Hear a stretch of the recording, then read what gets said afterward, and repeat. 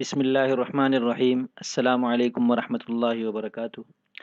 میں محمد اسامہ سرسری آپ کی خدمت میں صرف و نحو آسان کورس کا آج 15واں سبق لے کر حاضر ہوں۔ آج ہم اس میں اشارہ کے بارے میں ایک ایسی چیز پڑھنے والے ہیں جو عربی زبان کا خاصہ ہے اور وہ کسی بھی زبان میں نہیں پائی جاتی وہ چیز، یعنی یوں کہہ لیں کہ ہمیں ایک بات کو خاص انداز میں پیش کرنا ہے تو وہ خاص انداز ہمیں صرف عربی زبان دیتی ہے، نہ وہ چیز ہمیں اردو میں ملتی ہے، نہ فارسی میں ملتی ہے، نہ انگریزی میں، اور نہ غالباً کسی اور زبان میں۔ وہ کیا ہے اسے سمجھنے کے لیے پہلے، چونکہ ہم یہ اس میں اشارہ سے متعلق ہے تو پہلے ماحول کو سمجھ لیتے ہیں۔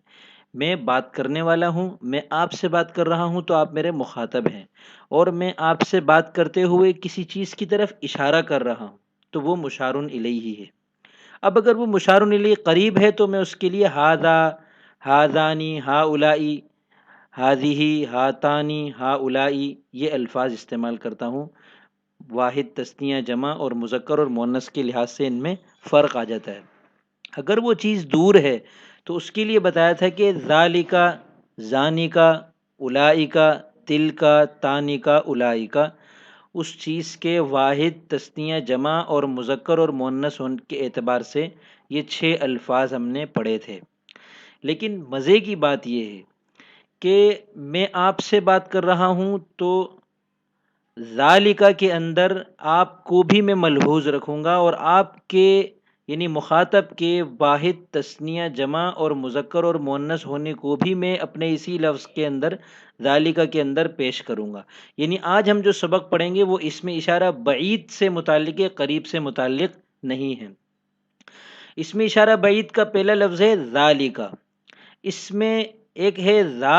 اور ایک ہے کا، بیچ میں لام ہے، لام زیر لی، جو کہ ذانیکا میں نہیں ہے، اولائکا میں نہیں ہے، صرف یہاں ہے۔ یہ بس ایک عربوں نے لگانا شروع کر دیا یا لگاتے ہیں، اس کا کوئی ایسا ضابطہ نہیں ہے سوائے اس کے کہ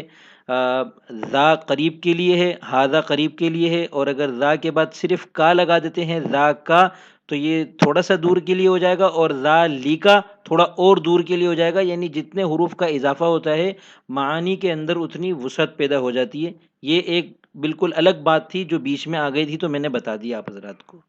آج ہم جو پڑھ رہے ہیں وہ یہ کہ ذالکا، ذانکا، اولئکا، ان الفاظ میں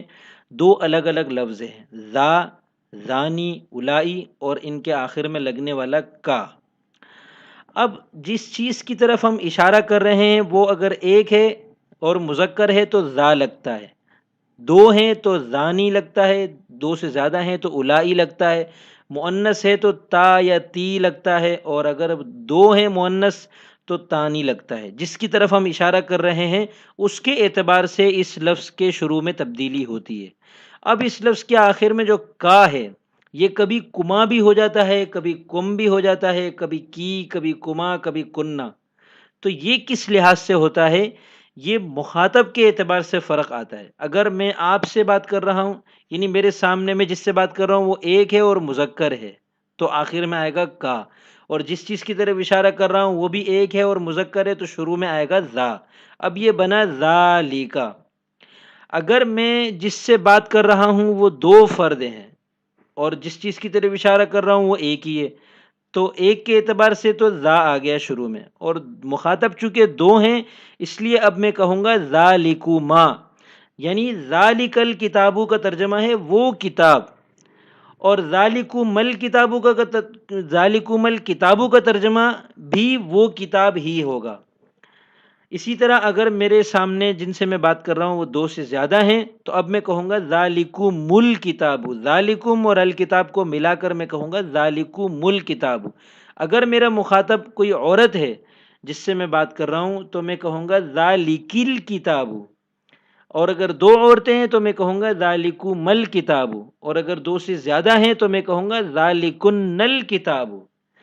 اب اس تبدیلی کو سامنے رکھ کر اگر آپ قرآن کریم کے اندر ان الفاظ کو سرچ کرتے ہیں اور تلاش کر کے دیکھتے ہیں، قرآن کریم میں ذالکن اور اس طرح کے الگ الگ قسم کے کما، کم کے ساتھ الفاظ آئے ہیں، اور آپ ترجمے والے قرآن میں دیکھیں گے کہ وہاں واحد کا ترجمہ ہو رہا ہوتا ہے، تو وہ بات یہ ہوتی ہے کہ شروع میں چونکہ ذا ہے، تو لہذا جس چیز کی طرف اشارہ کر رہے ہیں وہ تو ایک ہے اور مذکر ہے، لیکن کا کما کم کی کما کننا یہ تب ہوتا ہے جب اللہ تعالیٰ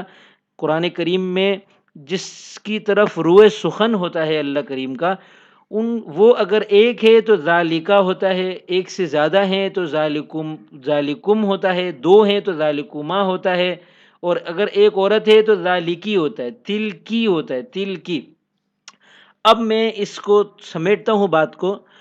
کہ جب ہم دور اشارہ کرتے ہیں تو اس کے لیے ذالکا اور اس سے ملتے جلتے الفاظ استعمال ہوتے ہیں۔ ان الفاظ میں دو چیزیں ہیں، شروع کا ذا اور آخر میں آنے والا کا۔ شروع کا جو ذا ہے وہ تبدیل ہو کر بنتا ہے ذا، ذانی، الائی، تی، تانی، الائی۔ یہ تبدیلی جس چیز کی طرف ہم اشارہ کر رہے ہیں اس کے لحاظ سے ہوتی ہے، اور آخر میں آنے والا جو کا ہے یہ ہمارے مخاطب جس سے ہم بات کر رہے ہیں، وہ اگر ایک ہے مذکر ہے تو کا آئے گا، دو ہیں مذکر ہیں تو کما آئے گا، دو سے زیادہ ہیں تو کم آئے گا، ایک ہے عورت ہے تو کی آئے گا، دو ہیں اور مؤنث ہے تو ان کے لیے بھی کما آئے گا، جیسے تثنیہ مذکر ہے تثنیہ مؤنث دونوں ایک جیسے ہیں، اور اگر دو سے زیادہ ہیں اور خواتین ہیں کئی ساری تو ان کے لیے کننا آئے گا۔ اب دیکھیں، میں صرف کتاب کی طرف اشارہ کر رہا ہوں، ذالک الکتاب، ذالکم الکتاب، ذالکم الکتاب، ذالک الکتاب، ذالکم الکتاب، ذالکن الکتاب، ان 6 کے 6 الفاظ کا ایک ہی ترجمہ ہے وہ کتاب، مگر فرق یہ ہے کہ جب میں کہوں گا، جب میں نے کسی عبارت میں کہیں لکھا ہوگا ذالکن الکتاب، تو پڑھنے والا جو اگر عربی کا ماہر ہوگا تو وہ یہ سمجھ جائے گا کہ یہ بات کہنے والا جب بات کر رہا تھا تو اس کے مخاطب جو اس کے سامنے تھے وہ کئی ساری عورتیں تھیں، مرد کوئی نہیں تھا۔ اگر مرد اور عورتیں دونوں ہوں تو ان کے لیے بھی پھر کم آتا ہے، اور اگر میں نے کہیں لکھا ہوگا ذالکل کتاب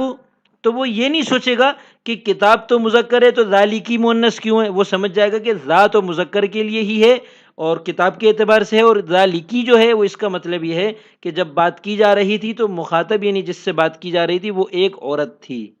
تو امید ہے آج کے سبق کی یہ دلچسپ چیز آپ کو سمجھ میں آ گئی ہوگی، اللہ کرے کہ سمجھ میں آ گئی ہو، نہیں تو سبق دوبارہ دیکھ لیں، اور کوئی مشکل چیز نہیں ہے، اگر کچھ سمجھ میں نہ آئے تو وہ آپ کمنٹ میں مجھ سے پوچھ لیں، اور اب ان کی مثالیں بنا کر مجھے دکھائیں، اور مثال اس طرح بنانی ہے آپ کو کہ جتنے بھی الفاظ احتمالی طور پر بن سکتے ہیں آپ ان سب کو سامنے رکھ کر ہر ایک کی ایک ایک مثال بنا کر مجھے دکھائیے، اور میں انشاءاللہ پھر دیکھ کر بتاؤں گا کہ آپ نے مثال صحیح بنائی ہے یا غلط بنائی ہے۔ والسلام۔